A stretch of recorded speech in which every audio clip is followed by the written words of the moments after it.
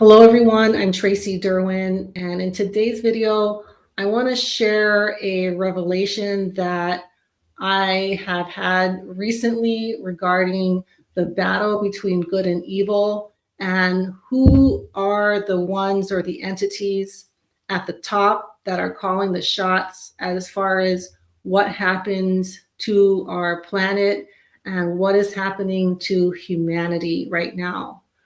So I'll start out with this clip that I came across recently. This whistleblower, his name is Dylan Borland, and he was with Special Forces, and then he became a contractor with different aerospace companies. And he came across a lot of very sensitive information, and then they tried to ruin his life and unalive him because he was starting to talk about it. But he put together some things that I think are very key for all of us to understand. And I'll start out with this one. You know, like Patsy and I are both Catholics, but I want to be clear in that it's the idea of something greater than us that is here with us and can influence us. And Pasalka talks about this, and you get into consciousness, and all of these things are so correlated, and that's a problem with this subject. And that's why one of the things that I'm a huge proponent of, going back to having our government be a part of this, is you have to set a foundation. Because if you come out and you throw it all out there, people are going to laugh at you, they're going to call you crazy, they're going to do X, Y, and Z. Then you have to set a foundation. And I understand the UFO fanatics are not going to like this opinion, but this isn't for you. This is for the public. If you want disclosure, the public has to be a part of it. Hence why I'm here. My big picture idea is it's been here for a very long time. It goes by many names. It's many different things. And it has an influence on all of us. You know, we don't really know what they look like. They're so advanced to us. Gods, sure, could be at that level. They might as well be gods. They're so far advanced. I don't think they need craft to get here. That's some kind of a bauble. That's something to get us interested. Look, hey, look at this.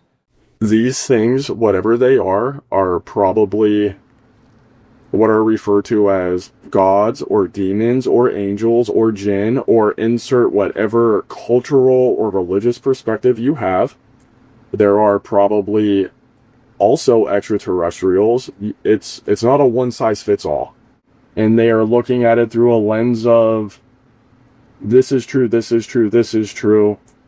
This has been here for 8,000 years. This has been here for 4,000 years. Oh, we dug up this at an archaeological dig in, hypothetically, Egypt.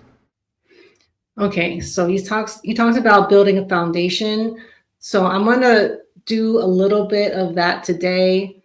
And in order to do that, because if I come out and I tell you what my theory is on what's happening in the world right now, what the battle between good and evil is really about, I think a lot of people would just not believe it or think it's just too crazy. So in order to help everyone understand, I have to explain who the Nephilim are. So the Nephilim have been mentioned in the biblical text a number of times. In Genesis 6, it says that the Nephilim were on the earth in those days and afterward, when the sons of God went to the daughters of men and had children by them. They were the heroes of old, men of renown. And translated in different ways, but basically what this says is that the Watchers, they came down from the heavens, or they came down from the sky. The Watchers are the beings that are supposed to be looking after Earth and humankind. And they're not supposed to procreate with humans. But there were a group of 200 that descended onto Earth at Mount Hermon and took human women as wives and reproduced with them. Those offspring are the Nephilim. There are historical and archaeological and modern pieces of evidence of them. So some of them they're these bones, and these are found all over the world, giant bones. They range from 8-9 feet and up up to 15, 16 feet. Some say even bigger than that. But that's another discussion. But one of these Nephilim that we have found officially is Gilgamesh. So Gilgamesh is depicted in many statues in Mesopotamia. He's, has this big curly beard, and he is a giant. He's huge. And he has often a lion in his arm. So that kind of gives you an idea of how big and strong he is. And he was the first king of Babylon, and his tomb was found. So Babylon is where current day Iraq is. And they found his tomb, and I think they did find his body, but that's not been officially released. But the items that were in the tomb were on display in the Baghdad Museum before the US invaded Iraq and looted it. But it is official that they found Gilgamesh. He's also known as Nimrod. They found his tomb. Okay, here's another Nephilim Enlil. And they're depicted in different ways with different forms, but for the most part, they were huge, and they were strong, and they were usually the kings and generals of those societies. And another example of these advanced beings are the megalithic structures, such as the pyramids of Giza, the structures at Machu Picchu in Peru, Sacsayhuaman. So this wall, if you look at it, some of those stones are like, I think up to 50 tons. They're really heavy and they're massive, and they fit perfectly like a puzzle. And modern day masons cannot figure out how these were built, especially because these are ancient structures. Even with today's technology and standards, these would be close to impossible to build. And they're all over the world, even in China and Japan. Japan has a lot of them. They look a little different depending on, what part of the world. You see these huge pieces of stone, and they're often very hard, dense stone. And, we just can't figure out how they were able to make these structures. So those are some of the remnants of these advanced beings. And so now I want to explain what the Nephilim were like, both what their physical attributes were and what their character was like. So just like Gilgamesh, he was huge. They were also described as having 6 fingers on each hand and 6 toes on each foot. They've also, I don't know if they said this in the Bible, but double rows of teeth. They tended to be light-skinned and have red hair. There were a number of them because they're mentioned a number of times in the biblical text. So for example, the story of David and Goliath. Goliath was, I'm pretty sure he wasn't Nephilim. He was a Philistine, but he was a giant, was taken down by David, and he was from Gath, but he was not the only one. So even to the Bible, they weren't just 1 or 2. They were roaming the earth. And the whole reason that God sent the flood was to get rid of the Nephilim, because I guess they were engaged in some very, very serious acts of depravity. So they consumed everything, and after they ate everything, they ate humans. So they were cannibals, and they drank their blood. They also had very, depraved sexual practices. It says here sexual immorality and perversion, sexual impurity. It says, therefore God gave them over in their sinful desires of their hearts to sexual impurity for the degrading of their bodies and one another. So a good example of where this was going on is the twin cities of Sodom and Gomorrah, which I believe they did find it. So, in Sodom and Gomorrah, a lot of very depraved things were happening, and that's why God destroyed those cities. So that is kind of the influence that the Nephilim had. And I do want to mention, in modern times, the story of the giant of Kandahar is also proof that these beings existed and exist till this day. Some of the soldiers that came back from Afghanistan had experiences with these giants. And the really well-known story is of this one. And this was taken down in Kandahar. So I did a whole video on this. You can find a lot of different creators that have presented this story. But to sum it up, a group of soldiers disappeared in the desert and caves of Afghanistan. So they sent a group of special forces and they came across this giant. Before they saw this giant, it came out of a cave. They saw like pieces of equipment and uniform and bones outside of the cave, indicating that this thing had ate those soldiers. So this thing came out and had a spear and impaled one of the special forces guys and unalived him. And yeah, they said he was extremely fast and agile, and they ended up taking him down by shooting him in the face. So kind of in a way, like kind of decapitating him. Because according to, I guess, the myth, these beings, because they're only half human and they're half gods, or half whatever you want to say, supernatural, they can't be taken down like a regular human.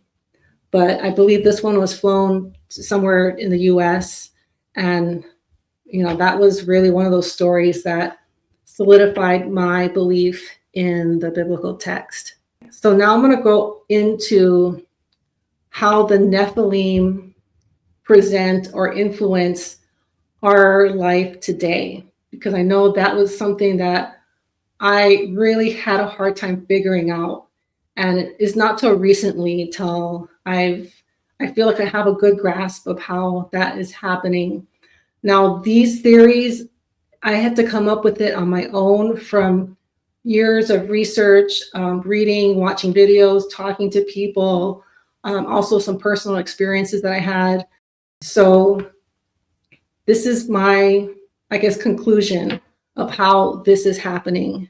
One very well-known example of the Nephilim affecting us today is the Roswell crash. Now, this happened in 1947 in New Mexico, and a flying saucer crashed, and they found these dead, they called them ETs or aliens. And I did ask Ellie Marzulli, who's an expert on this topic, who's been researching it for decades, and this is what he had to say about what happened. The thing that I always had a problem with the bodies and them being taken in is, if these are interdimensional beings that are, so much more advanced, how would they still be in the craft if they could have, you would think they could have escaped before they crashed. Unless the crash is deliberate. The crash is deliberate, and the grays are not the grays, what have now been enculturated in our culture. This is conjecture, but it's based on decades of research and talking to abductees. The grays are biological avatars. So basically like a robot, but not a robot. So fallen angels take women and create a hybrid being known as the Nephilim. Mm-hmm. So the flood happens, and the disembodied spirits of the Nephilim become the demons that wander the earth. How do we know that? The Book of Enoch. So the dragon, Satan's going, got all these demons, but we know that a demon can't manifest unless it inhabits a person or an object, right? Or an animal. So the enemy knows this, the dragon knows this, Satan knows this. So he creates this biological meat suit, which is essentially what it is, the grays. So the demon can inhabit. How do we know this? Whitley Strieber, when he's taken, talks about opening the drawer on the ship and seeing the bodies of the grays just stacked up like this. Yeah. Other people have seen the same thing. So that's Roswell. You think the grays have the demon spirit in them? Oh, absolutely. That's what they do have some kind of spirit. They're not just avatars. And so when this is why the demon can just leave the avatar, but in the meantime, it can be telling all the lies that people want to hear. So they wanted us to find those bodies in the craft. That's what I think. Yeah. Okay, so that explained a lot as far as the UFO phenomena, because that is very confusing, because they're not just one, it's not just one phenomenon happening. there are multiple things going on when we see craft in the sky or we see orbs in the sky. But I think some of them are a form of deception. As LA explained, this craft that crashed, it was supposed to be found. It was supposed to be seen, because I think that is the narrative that they want us to think. They want us to think aliens are these beings from other planets that get on a saucer and come to Earth and crash sometimes. I don't think that's what's going on. I think they are, interdimensional. They're very advanced. And that also brings up that they deceive. That's one of their greatest tricks, is they deceive humans so that they can do what they want to do to us. I'll touch a little on the secret societies, because I think they also are involved in this deception, and they hold ancient knowledge of these interdimensional beings and how to access them and how to utilize them in our physical world. And then, I'll touch a little on the bloodlines, because I do think the demons from the disembodied Nephilim are here, but I do think there are humans that carry the genes of the Nephilim. So this is saying how the Nephilim are the demons that are in the underworld. And then there's also a couple possibilities. And one of them is that after the flood, some survived in the form of descendants of Noah. So the flood was sent to rid the earth of the Nephilim, but Noah was saved, right? The Noah's Ark. And one of his descendants, Ham, that bloodline are what, I guess, gave birth to the Phoenicians. So some of the Phoenicians are descendants of Noah, who had the Nephilim DNA. The Phoenicians were dominant in the Mediterranean thousands of years ago, and the city of Tyre was their hub. And then the Phoenicians eventually became the Venetians, who then took over the banking system, who dominated trade in the Mediterranean and used these tricks to take over the world. And I think those bloodlines are still in power behind the scenes. And supposedly there are 13 of them. So I think that is another avenue for how the Nephilim are influencing us today. So I hope I made that clear, because I know it can get a little confusing. Okay, so that is the bloodlines. And so you don't have to be like a relative or in the know of, the Nephilim descendants, because these secret societies, such as the Knights Templar, the Masons, Shriners, they kept this knowledge secret. So this is how they preserved this knowledge when it was banned. So these societies still exist to today. And at first, when someone joins, it is fairly innocent. It's like a brotherhood, and they do a lot of charity. But more recently, a lot of people from the higher levels have come forward. And actually, some of them have been caught for engaging in illicit behavior. And this knowledge, I think part of it is how to, I guess, summon these demonic forces and use it to your benefit. And I believe when you get to above the 33rd level of Masons, you get access to this knowledge, you get access to these rituals, and a lot of them involve very depraved behavior. Some of them that we've been privy to, like with the financier, the billionaire. But I think there are pockets of these societies, and they are alive and well today. Also, something that has become, to me, very evident is the influence of demonic forces in entertainment.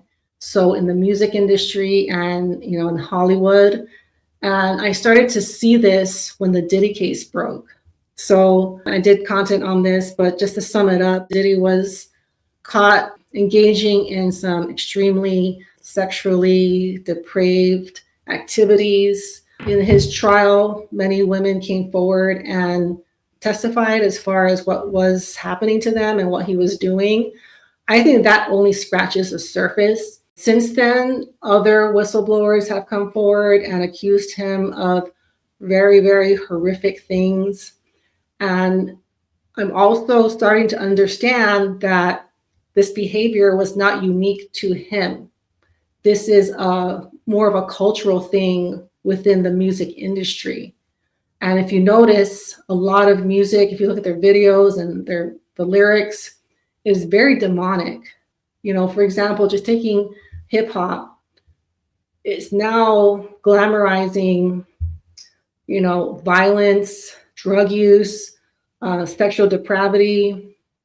And that is not what hip hop started off as. Like when it first came out in the 80s, it was about dancing, partying, and having a good time. And then very quickly in the 90s, it changed and it became very demonic. And it still remains that way till today. And that's just one of the sleeves of entertainment that I think has been captured by demonic forces. I think another influence that we're seeing is within the technocrats. So now that we're on the verge of the AI revolution, we're looking at the potential for technology to control humankind. And we're starting to see that roll out very fast. And I do think these spirits or demons are influencing these leaders and using them as a conduit to reach their goals or to further their agenda. So we hear a lot about, you know, Agenda 2030. I do think behind these agendas are demonic forces. And just for example, Peter Thiel, I think this interview that this picture is from, he was asked if he thought humankind should prevail or humans should survive, and he couldn't answer that. So that tells me that he doesn't believe that humans should prevail. So we're looking at a potential takeover of AI onto the human race, AI controlling us down to our, you know, everyday activities. And that in itself, I think, is demonic.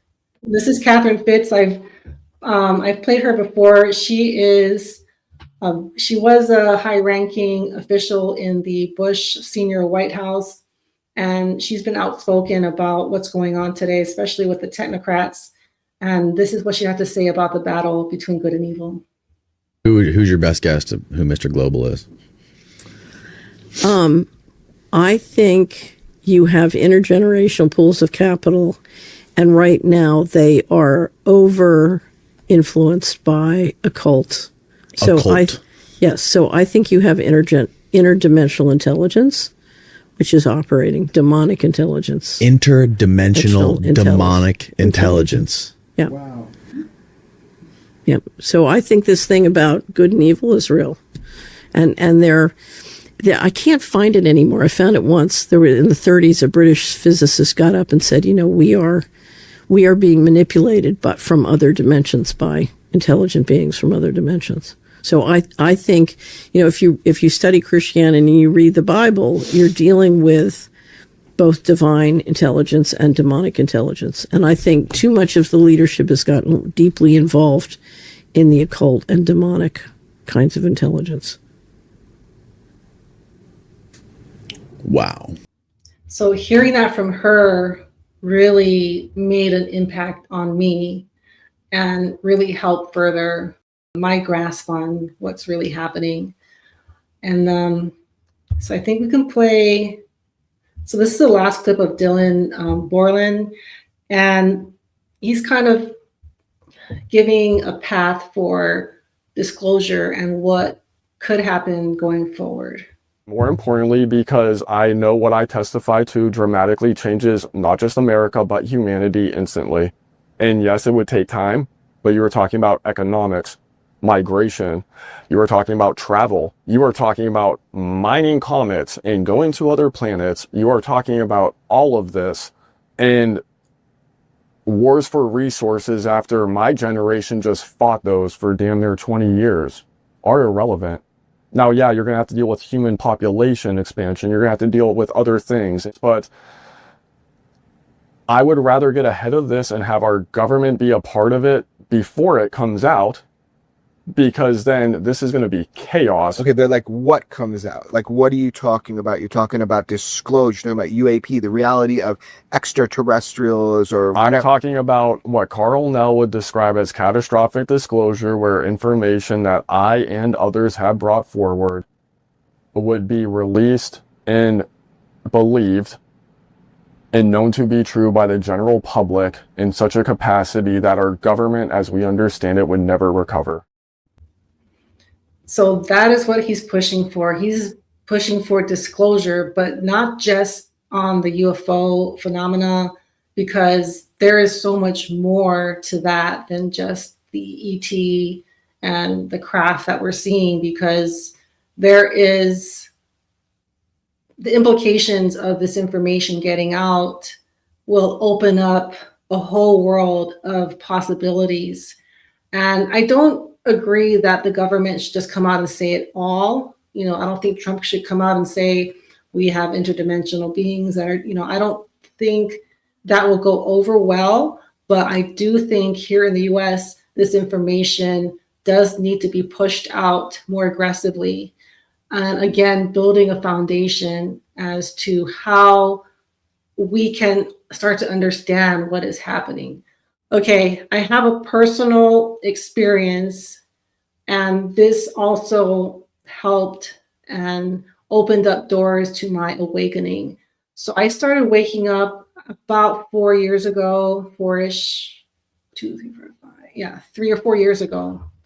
And there's something that happened to me a couple times in my house, and you can call it supernatural or poltergeist activity, but it was very obvious. And this isn't the only thing, but this is the most, I guess, dramatic thing that happened to me.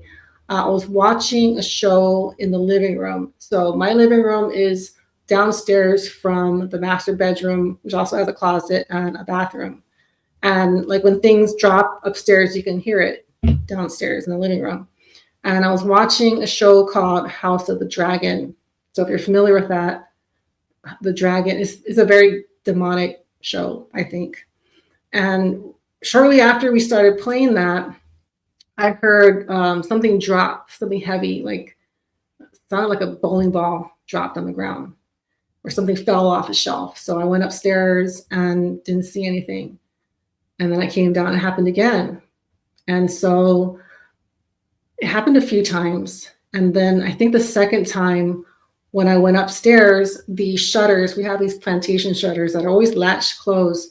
They were open and they were swinging like this, 4 of them. And that happened, actually, it happened that day, I believe it was a Monday. And I never saw anything. When I went upstairs, nothing fell. We just still don't know what caused that noise and what caused the shutters to swing open. And it happened again. And that was right in the beginning of my awakening. And it was just a personal experience that kind of led me to understand that there is much more to our reality than what we've been told. And I actually did get the house cleansed and all those different things. There were other things going on. All those things did stop. I had a friend come over and bless the house and sage the whole house, and it hasn't happened since. So I thought I'd share that. I don't tell a lot of people that because sometimes it might make me seem crazy, but it happened. And my husband was also there. He experienced it all, saw it all. So it wasn't just me. Anyways, that's going to do it. I do have another topic that I guess my new, the new rabbit hole, or the new aspect of this that I am getting into is the scientific evidence of how this intelligence or how these entities exist, or how they present themselves using a scientific approach. And it's based on the book, A New Science of Heaven by Robert Temple. And Catherine Fitz actually recommended it when she was on that show. So I'm about half done, and it's really fascinating. And I'm starting to learn, but I'm not really ready to explain it quite yet. But if you guys want to hear more about that, how the supernatural works, what are spirits, how do they present, let me know in the comments, and I'll try to put that together. So yeah, that's going to do it. I guess I'll just say this. What I think is going on in the world right now, what the battle between good and evil is, I do think evil, the ultimate entity, is the disembodied spirits of the Nephilim and the bloodlines that came through Noah. I think those are the very top of what is causing the evil we're seeing. And the good, that's another big topic for another day. But there are two sides to this. And I hope this was helpful. And yeah, thank you guys so much for watching. And I'll see you all soon. Bye.